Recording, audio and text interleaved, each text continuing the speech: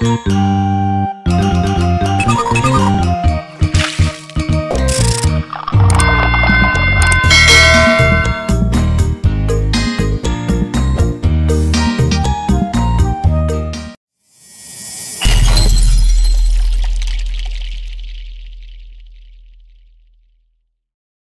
itu hebat nggak?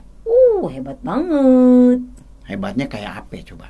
Aduh, dia luar biasa deh pokoknya. Hebat deh, nyiptain aye komplit sempurna nih. Salah satu kehebatannya. Benar. Dari berbagai juta orang bisa suaranya macem-macem. Benar. Agak kepikir dah sama kita. Masih banyak lagi, Bang. Dia ciptain kita baik ya.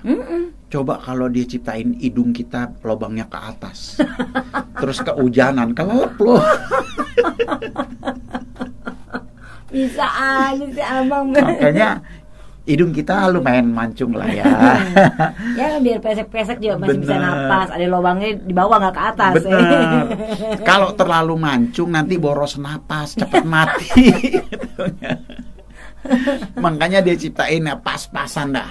Suara beda-beda. Cukup seimbang. Bener. Dia itu hebat ya. Dia ciptain kita aja, Po. Kadang-kadang gua mikir ya, kok kita itu bisa ngerasain ini kalau kita makan ya, ada daging dikit aja tuh rasanya risih gitu ya. Apa namanya, alat perasanya itu peka banget gitu ya. Luar biasa gitu ya.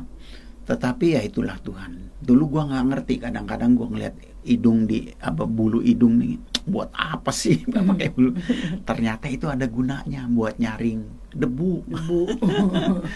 Pokoknya Tuhan tuh ciptain, semua yang ada ini baik untuk kita. Amin, Bang. Nah, tetapi kalau kita berbicara seperti itu bicara hal yang normal, umum lah. Ya, duniawi orang juga pasti bilang seperti itu, ya. Tapi ada satu yang hebat. Apa itu?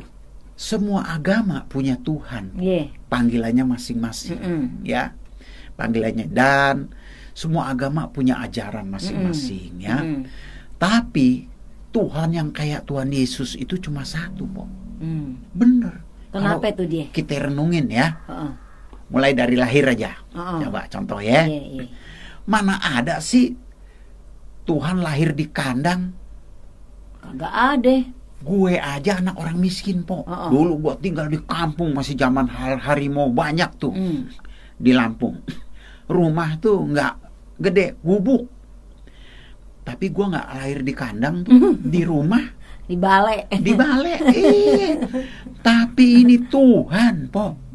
Dia ngambil tempat di kandang. Aduh. Sih. Di kandang. Dia menciptain langit bumi, mau serendah itu ya. Iya. Ngajarin kita. Nah, Ayah mikir, kenapa sih dia ngambil tempat di kandang? Kan dia bisa ngambil tempat di istana. Iya. Nah, kenapa, Po? Kenapa dia di kandang? Karena kandang itu tempat umum. Jorok. Artinya tempat umum. Tidak ada orang melarang orang datang ke kandang. Iya, bebas. Betul nggak? Lu mau gembel, mau gembala, mau orang susah, bisa datang ke kandang. Dan Yesus ada di sana. Datang nyembah dia. Coba kalau dia lahir di istana. Aduh.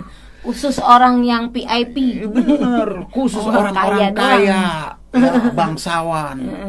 Nah, kaum gembala datang ke sono. Langsung tuh pegawai istananya, tentaranya, ngapain lu gembel-gembel ke sini? Pergi sono, pergi.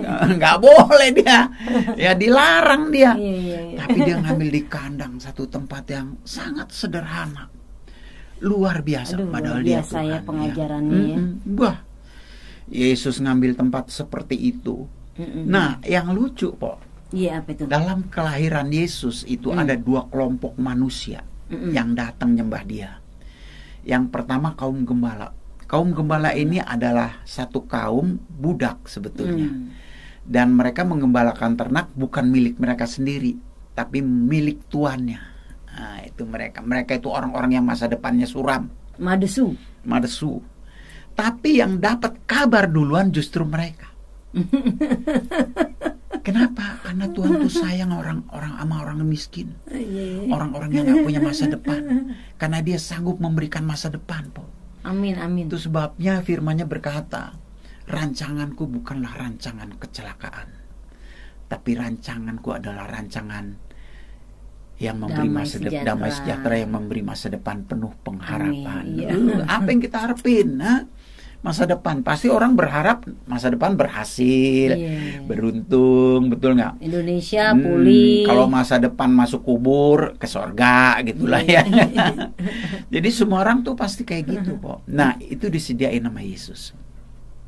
Ya, jadi kalau saudara-saudara saat ini hidup seperti tidak punya pengharapan, miskin, susah, datang sama Yesus, lu pasti dihibur, pasti ditolong. Marilah kepadaku, kata Tuhan Yesus, yang letih lesu dan berbeban berat. Nah, aku akan memberikan kelegaan. Lega rasanya. Aduh, indah. Karena apa? Memberikan sukacita. Tersedia masa depan.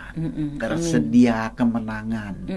Tersedia keberhasilan. Amin, ya. amin. Bagaimana caranya? Saya kan orang nggak punya, Pak. Saya kan orang bodoh. Bagi Tuhan tidak ada yang mustahil. Dahsyat. Coba lihat tuh. Ya, murid-murid Yesus apa orang pinter? Enggak. Ya kan? Iya. Nelayan semua. Ngapain sih jadi nelayan, cuman megang jaring aja harus jadi insinyur? Gitu orang-orang susah. Iya, ya. Tetapi mereka akhirnya berkata bahwa Tuhan mencukupi apa yang menjadi kebutuhan dan keperluan mereka. Karena segala yang baik datang dari Tuhan. Ini kelompok yang pertama, itu kaum gembala. Yang kedua orang Majus. Nah, orang Majus ini orang-orang pinter, bangsawan, berpendidikan. Nah, biasanya orang-orang kayak gitu justru ngandelin akal.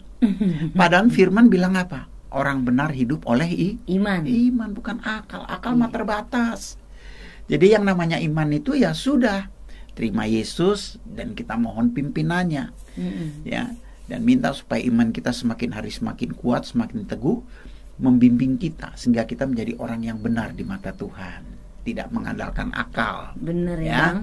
Dan apa yang terjadi? Orang Majus dipimpin sama bintang yang mereka lihat nih, bintang kok jalan-jalan ya.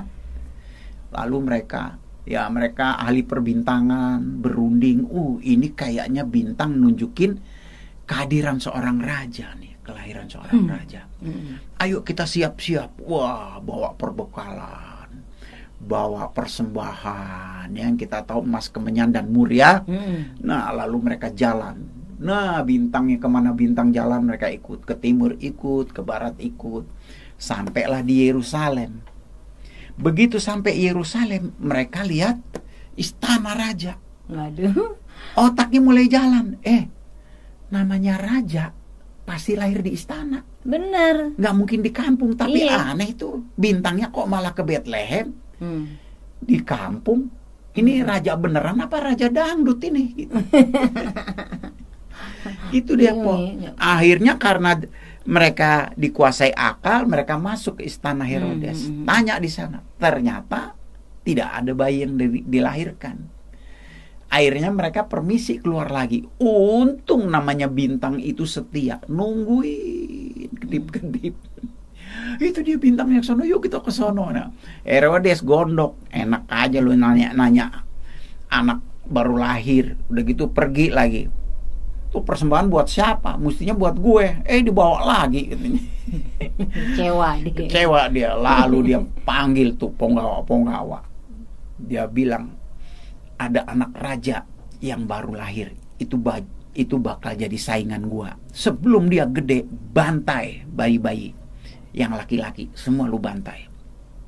Terjadi pembantaian bayi luar biasa. Itu gara-gara orang Majus yang salah. Kita juga orang manusia, ya jangan andelin akal, bisa salah.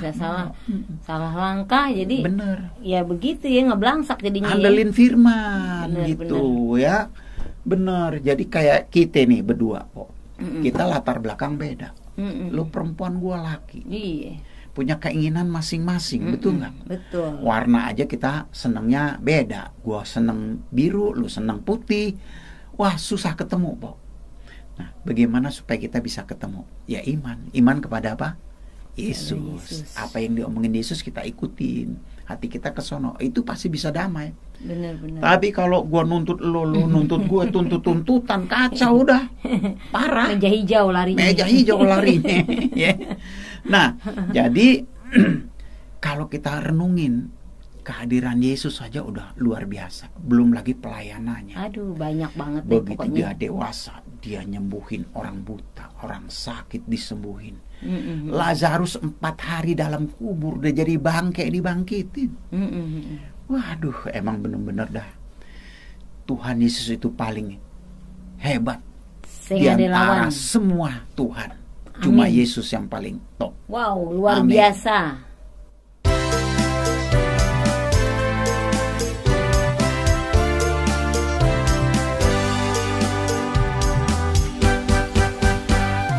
Dari sorga ke dunia, karena kasihnya ane kita, supaya kita kagak binasa. Jangan ada yang masuk neraka. Emang gak ada duanya, cuma Dialah satu-satunya. Tuhan yang pengasih dan penyayang, yang datang buat semua orang. Tuhan Yesus baik, Dia sangat baik, Dia paling baik.